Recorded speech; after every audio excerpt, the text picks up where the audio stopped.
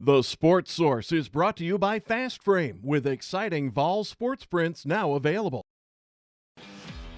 This is the Sports Source, presented by Bill Hotz and Associates and by Renewal by Andersen, with your host, John Pennington. Good Sunday morning and welcome into the Sports Source, presented by Bill Hotz and Associates today. It is our Ring of Honor show.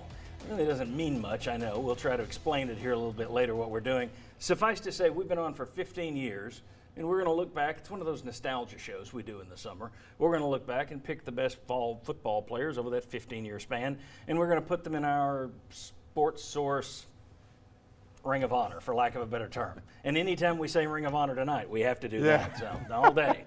All right, let's get into this segment. First segment brought to you by Bill Hotz and Associates. If you're injured in a car accident, remember their 24-hour guarantee. Call Bill Hotz and Associates. They will be working on your case within 24 hours. They've been protecting area drivers for more than 30 years. We appreciate them for being a part of this show. Bill Hotz and Associates. I want to welcome in the first wave of panelists we have. There's someone else waiting in the wings, but Bob Hodge is here. We have Jimmy Himes. We have Ryan Callahan and Vince Farrar back with us down there. Thank you, gentlemen, for being here today. As I mentioned, we're coming to the end of our 15th year, which is unbelievable. Start football season number 16 this fall. So I thought 2003 to 2017, 15 football seasons. Let's do a look back at some of the best players that Tennessee has had over that period. It hasn't been the greatest period of joy for Tennessee football fans. And I thought, let's pick the best players out there. So we came up with some criteria that I'll go deeper into in the second segment of our show, but we're going to start the automatic bids. We're going to have 32 people total, but we got 24 automatic bids, and they got in because, I don't know, I'm telling you, they know this, 24 automatic bids who got in because they were first-team All-SEC for at least 1 year at Tennessee. That was the criteria, and it was the SEC's official choice, the coaches poll, and the media poll. We didn't do like the Scout Mr. SEC or Rivals or 24/7, although maybe we could have since you're here. But anyway, it's just AP and SEC. So let's start by running through some of these names, the 24 guys who are automatic bids into our candidate list, finalists for the best five. All right, here we go. Jason Allen, you see, and what we got listed are the years that they were first-team All-SEC and then where they got drafted in the NFL. So Jason Allen, defensive back, 2004, also an All-American, drafted the first round of the Miami Dolphins. He's been on our show, as a matter of fact, a couple years ago. Robert Ayers, defensive lineman, 2008, he was All-SEC, first team, first-round draft pick.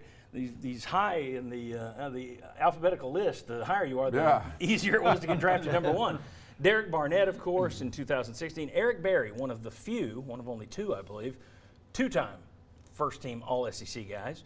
Evan Berry made it as a kick returner in 2015, but did not get drafted. He is going to the Cleveland Browns, undrafted free agent, though. And Kevin Burnett, linebacker, 2004. Anybody there? Anything spark your memory? Anything surprise you? Anybody stand out there when you were seeing these for the first time? Surprising? No, I think that's a pretty solid list of guys. The thing that's interesting to me is that Ayers was a one-year starter. That was it. Really made the most. Yeah. I think you have the two biggest no-brainers on this graphic right here, right now. And it's a shame because we probably won't talk about them as much because we don't need to debate them. Yeah. And that's Eric Berry and Derek Barnett. We got next up, let's go to the next list here. The Colquitt boys, Britton and Dustin, 2006 and 2003. They were both first-team All-SEC players. Jonathan Hefney, who had a great year in 2007, had a good year. Malik Jackson, who's had a long pro career, 2011, drafted in the 5th round. A.J. Johnson, we all know the story there. Turk McBride, 2006, drafted in the 2nd round. Any surprises on that list? Anybody you'd forgotten was first team All-SEC? Jonathan Hefney. Yeah, I had too. He had a good, in 2007, I don't remember being his best season either, so that was an interesting choice, but I thought he had a really good career and is a kind of a sneaky choice on this list. Yep. Malik Jackson stands out to me because he wasn't good enough to play at Southern Cal. So he transfers to Tennessee, makes All-SEC, and he's had a nice pro career. He's had a really good pro career. All right, let's go back to the next graphic. Column number 3, there we go. Jesse Mahalona, the late Jesse Mahalona, had a tremendous year in 2004. He was actually he was on a couple of All-American teams in 2004. Gerard Mayo, who I remember at the time, John Chavis said he's playing like an All-American, and we all kind of looked at each other and thought, I don't know about that. Yeah. And then he went on to have a really good pro career. Robert Meacham, again, another first-round draft pick. Michael Munoz, might have been some of Bud Ford's greatest work, getting him All-American honors. Anthony Parker and Cordell Patterson, who had one flashy kind of year here at Tennessee. And then we move on to the next list. Michael Rivera, a name that I had forgotten, even though it's recently I'd forgotten he was first-team All-SEC. Derrick Rogers, who kind of was shown the door as soon as Cordell Patterson showed up. Aaron Sears, now this is a guy I had forgotten about. He and Eric Berry, the only two that were first-team All-Americans.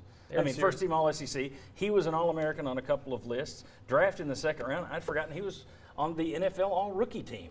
He was really good. I thought he could have had a much better pro career if things had gone differently for him health-wise, I think. Yeah, he had a very serious injury that kind of ended his career after 3 years. Scott Wells, who had you could make a case that he had a better pro career than he did a college career. Make a good case about that. Longtime Green Bay Packer. And then James Wilhoit and Dan Williams, defensive lineman, first-round draft pick. Okay, off those lists, anybody else stand out to you? Anything surprise you when you were seeing those for the first time? But I mean, again, we all remember these players, but when you've covered 15 years of these, and more than that technically, but on this show, 15 years of it, some of them kind of run together, some of them like a Hefney.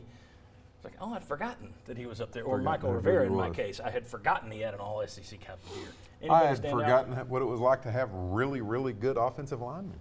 Yes, that's a good point. James Wilhoit has aged pretty well. I think at the time, a lot of people thought he was kind of an up-and-down kicker. Now you look back at him in hindsight, and he's maybe the last great kicker Tennessee had. And in some ways, Michael Pilardi had a good career toward the end, but not consistently good like Wilhoit was for much of his career. Wilhoit up and down in back-to-back series against Florida in 04. Yeah, missed the extra point and then made a 51-yard field goal to win a game. Win the game. That's a good up and down. Anybody else stand out to you in that list? I would like to say Aaron Sears. That's one that surprised me. I had forgotten how good he was here at Tennessee. In addition to him, another one that struck me was Dan Williams, because I remember when he got to Tennessee, somebody on the defensive staff said he will never play defensive tackle. He needs to move to guard. And then he turned into a first-round draft pick. Yeah. Good. I had forgotten about that.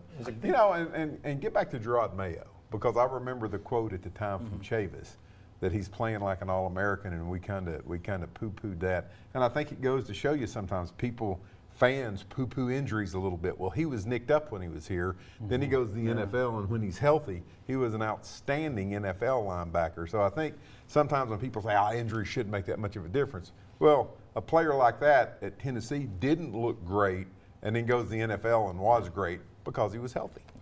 And I think our viewpoints of those guys on that list, and for the viewers right now when we're discussing him and they see him on the graphics, I think you're easily influenced by what happened in the NFL. Yes. Some guys outperformed their college career in the NFL, and others didn't have the NFL career if they were that good at UT. So it is interesting how you can balance those two. Okay, now those are the guys who are automatic ballots. All right, so we're gonna weed this down from 32 to 5. Well, you've seen 24 of the finalists. That means we've got 8 more to add in.